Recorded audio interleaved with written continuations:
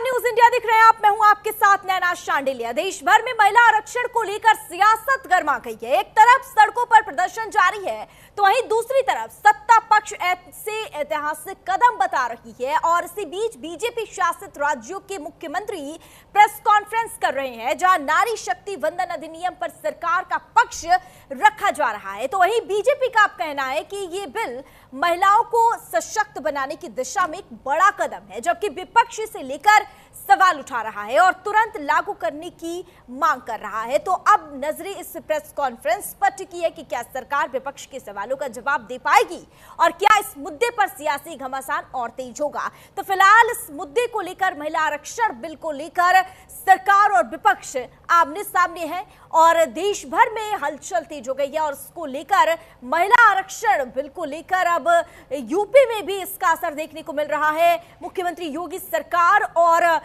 यहां पर सपा अध्यक्ष अखिलेश यादव आमने सामने नजर आ रहे हैं और इसके साथ ही आधी आबादी की जो ये लड़ाई है, ये संसद से लेकर अब सड़कों तक उतर आई है और यहां पर लगातार कल देखने को मिला था कि बीजेपी की कार्यकर्ताएं जो है वो सड़कों पर उतर आई थी और धरना प्रदर्शन कर रही थी। तो वहीं आज कांग्रेस की तरफ से ये विरोध प्रदर्शन किया जा रहा है।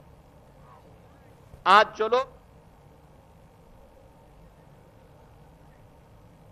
महिला आरक्षण पर सियासत अपने चरम पर है। एक तरफ योगी आदित्यनाथ सरकार के फैसले को ऐतिहासिक बता रहे हैं तो वहीं दूसरी ओर अखिलेश यादव इस पर सवाल उठाते हुए बीजेपी पर उन्होंने निशाना साधा है और बयानबाजी अब आरोप प्रत्यारोप में बदल चुकी है। मुख्यमंत्री योगी आदित्यनाथ ने कहा कि हम कह सकते हैं कि आधी आबादी के मन में विपक्ष के नारी विरोधी आचरण के बारे में भारी आक्रोश है और ये आक्रोश Congress, RJD, TMC, DMK, Sapa और अन्य दलों के खिलाफ देखने को मिल रहा है जो इस पाप के भागीदार थे।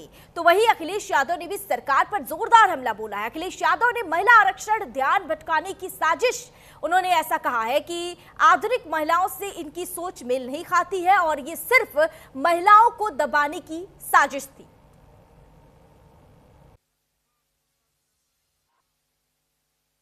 आज जो लोग महिलाओं के हक की बात की दुहाई देते हैं उनसे पूछा जाना चाहिए, कांग्रेस और इंडी गठबंधन को देश के अंदर सबसे अधिक समय तक शासन करने का अवसर प्राप्त हुआ, सबसे अधिक समय तक।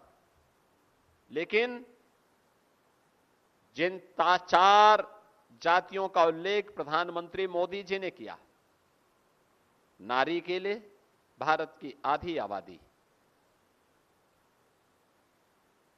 गरीब के लिए,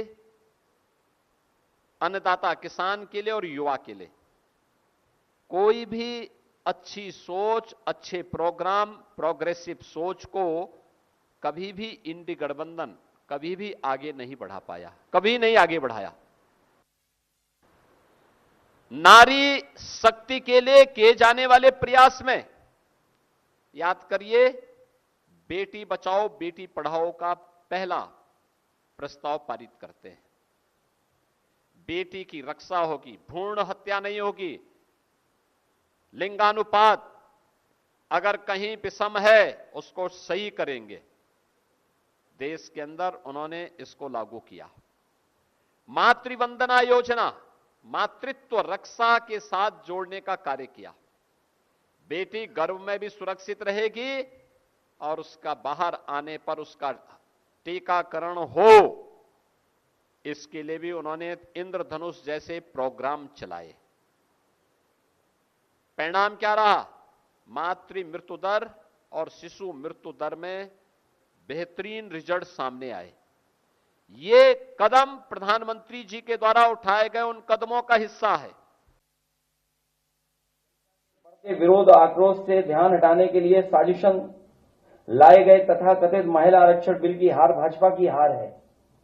ये भाजपा की बदनीयत की भी हार है। भाजपा का हर प्रयास, हर बिल या तो कुछ लोगों को फायदा पहुंचाने के लिए होता है या समाज को बांटने का छल छलावा होता है। इस बार भाजपा इस बिल के माध्यम से महिलाओं की एकता में दरार डालकर उनको ठगना चाहती थी, लेकिन विपक्ष की एकता ने भाजपाई मंसूबों को धूल चटा दी। ये भाजपा के खिलाफ देश की सक्रिय हो चुकी जन चेतना की जीत है, जिसका प्रतिनिधित्व देश का विपक्ष कर रहा है।